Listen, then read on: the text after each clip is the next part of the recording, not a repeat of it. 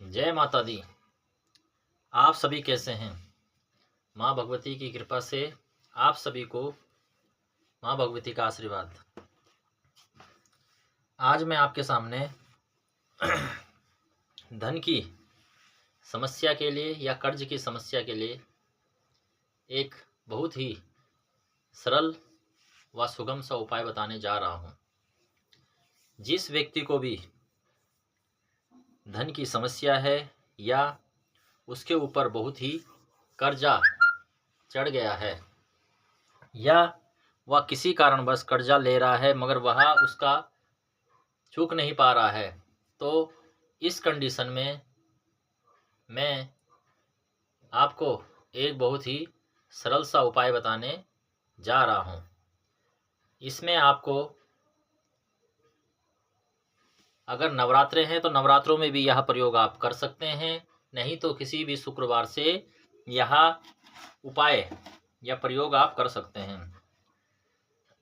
नवरात्रों में अगर आप यह उपाय करते हैं तो अति सुंदर, क्योंकि नवरात्रों में किया गया उपाय कई गुना फल प्रदान करता है। इसलिए आपको नवरात्रों में ही यह उपाय करना है। आप किसी भी नवरात्रे से यह उपाय कर लें, नहीं तो किसी भी शुक्रवार से यह उपाय कर सकते हैं। खासकर शुक्ल पक्ष का अगर शुक्रवार हो तो अति उत्तम है। आपने सबसे पहले नहा धो के शुद्ध वस्त्र पहन के, आप लाल वस्त्र या पीले वस्त्र ही पहने तो बहुत अच्छा, या सफ़ेद वस्त्र भी पहन सकते हैं, मगर लाल और पीले वस्त्र इस पूजा में बहुत ही उत्तम माने जाते हैं। फिर आपने अपने मंदिर में बैठ जाना है। आसन लाल हो या पीला हो तो अति उत्तम, इसलिए आप पहले से ही यह सब सामान खरीद लें। आपने एक कमलगट्टे की माला ले लेनी है। आप एक लक्ष्मी यंत्र या स्फटिक का श्री यंत्र भी ले सकते हैं। स्फटिक का श्री यंत्र और दक्षिणावर्ती शंख। दक्षिणावर्ती शंख बहुत ही उत्तम माना जाता है महालक्ष्मी की पूजा में, इसलिए आपने श्री यंत्र और दक्षिणावर्ती शंख, कमलगट्टे की माला और श्री सूक्तम एक बुक आती है, आप उसको मार्केट से ले सकते हैं। तो आपने यह उपाय स्टार्ट करने में आपने अपने मंदिर में बैठना है। साफ शुद्ध आसन में बैठ के आप अपने सामने महालक्ष्मी का एक चित्र रखें और श्री यंत्र किसी चांदी की या तांबे की किसी कटोरी में या प्लेट में आप रख सकते हैं। फिर आपने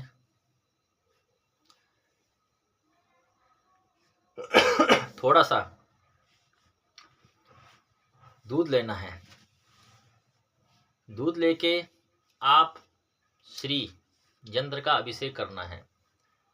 मैं आपको इसको सरल विधि से बता रहा हूँ, आपको पूर्ण विधि मैं आने वाले समय में बताऊंगा कि श्री यंत्र का अभिषेक कैसे करते हैं। मेरी नेक्स्ट जब वीडियो आएगी तो उसमें श्री यंत्र का अभिषेक के बारे में पूरी विधि बता दूंगा, मगर आपको मैं एक छोटा सा शॉर्ट प्रयोग बता रहा हूँ, क्योंकि आप इसको करते हो तो आपको कुछ तो प्रभाव मिल ही जाएगा, और अगर आप अच्छे ढंग से करते हो तो पूर्ण प्रभाव मिलेगा। तो आपने स्फटिक का श्री यंत्र रखना है।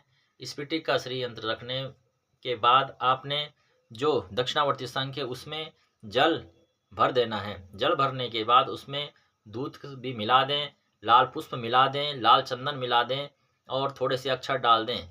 फिर आपने वह सब मिलाने के बाद जो आपने स्फटिक का यंत्र रख रखा है, श्री यंत्र रखा है, उसके ऊपर आप मंत्र पढ़ते हुए आप उसको चढ़ा दें।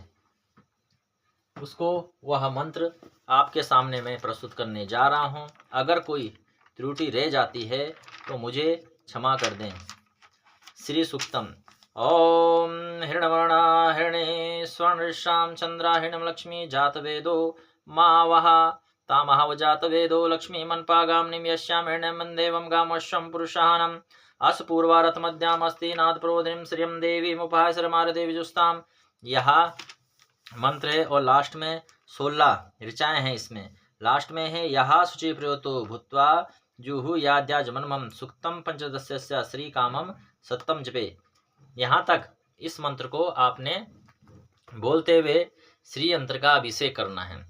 जब आप श्री यंत्र का अभिषेक कर दें तो फिर उसके बाद उसको किसी साफ कपड़े से पोंछ के आप लाल वस्त्र बिछा के चौकी के ऊपर या आपने जो प्लेट रखी है उसमें लाल वस्त्र बिछा के, और जो आपको कमलगट्टे की माला दी है बताई गई है उस कमलगट्टे की माला को नीचे रखे, उसके ऊपर आपने वह श्री यंत्र स्थापित करना है। श्री यंत्र जब आप स्थापित कर देते हैं तो फिर आपने उसका टीका लगाना है। लाल चंदन का टीका माता को अति प्रिय है, इसलिए आपने लाल चंदन का टीका लगाना है और आपने अक्षत लगाने हैं। अक्षत का मतलब होता है जो खंडित ना हो, इसलिए आप साफ चावल लें जो टूटे हुए ना हो, उनका टीका लगाएं। फिर इसके बाद आप पुष्प चढ़ाएं। कमल का पुष्प हो तो अति उत्तम, नहीं तो कमल का पुष्प उपलब्ध ना हो तो आप गुलाब का फूल भी चढ़ा सकते हैं। लाल गुलाब के पुष्प चढ़ा दें और फिर इसके बाद आपने माँ भगवती को खीर का भोग लगाना है, मिश्री का भोग लगा सकते हैं। इसके बाद आपने प्रतिदिन यह विधि प्रयोग करनी है। तो आप या तो हर शुक्रवार से स्टार्ट करके लगातार इसको 11 से 21 दिन कर सकते हैं, नहीं तो आप हर शुक्रवार को यह प्रयोग कर सकते हैं। और नवरात्रों में आपने इसको प्रतिदिन करना है। अब नवरात्रों में जितने दिन निकल गए हैं, मगर आप इसको नेक्स्ट नवरात्रों में भी यह प्रयोग कर सकते हैं। और जो दिन बचे हुए हैं आप इसको किसी भी दिन से प्रारंभ करके आप रेगुलर इस प्रयोग को कर सकते हैं। इस प्रयोग को करने से माँ भगवती आपके ऊपर अति प्रसन्न होगी और महालक्ष्मी की बहुत कृपा होगी, जिससे आपका जीवन सुगमता से पूर्ण हो जाएगा। कहते हैं कि अगर महालक्ष्मी की कृपा किसी के ऊपर ना हो तो वह व्यक्ति दरिद्री पाता है और दरिद्रता जीवन बहुत ही नरकपूर्ण जीवन होता है। इसलिए आप श्री सूक्तम का पाठ प्रारंभ करें और श्री सूक्तम प्रतिदिन अपने घर में चलाएं। अगर आप बोलने में असमर्थ हैं कि आप नहीं बोल पा रहे हैं उस मंत्र को, तो आप श्री सूक्तम किसी मोबाइल की वीडियो में चला के तब भी आप श्री सूक्तम का यह अभिषेक कर सकते हैं। आजकल के युग में हर चीज़ संभव है, इसलिए आप किसी भी चीज़ को ना करने से अच्छा है कि आप उस प्रयोग को किसी न किसी रूप में कर सकते हैं। श्री सूक्तम कंटिन्यू आप अगर यह प्रयोग करते हैं तो आपको बहुत ही जल्दी इसका प्रभाव मिलेगा और आप अपने जीवन में माँ लक्ष्मी का आशीर्वाद प्रदान करेंगे, जिससे महालक्ष्मी आपके घर में प्रसन्न होगी और आपको सुख शांति प्रदान करेगी।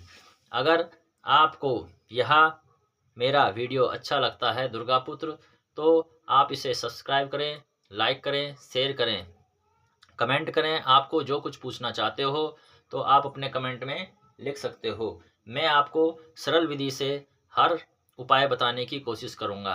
अगर आपको अपना जन्मपत्री का विश्लेषण भी करना है तो आप अपनी जन्मपत्री की डिटेल उसमें डाल सकते हैं। मैं अपनी किसी भी वीडियो में आपके बारे में बताऊंगा और आपको उसके उपाय भी बताऊंगा। इसलिए आपको मैं माँ भगवती की श्री हरि ज्योतिष केंद्र की तरफ से माँ भगवती की आशीर्वाद प्रदान हो और आपके घर में सुख शांति बनी रहे। जय माता दी।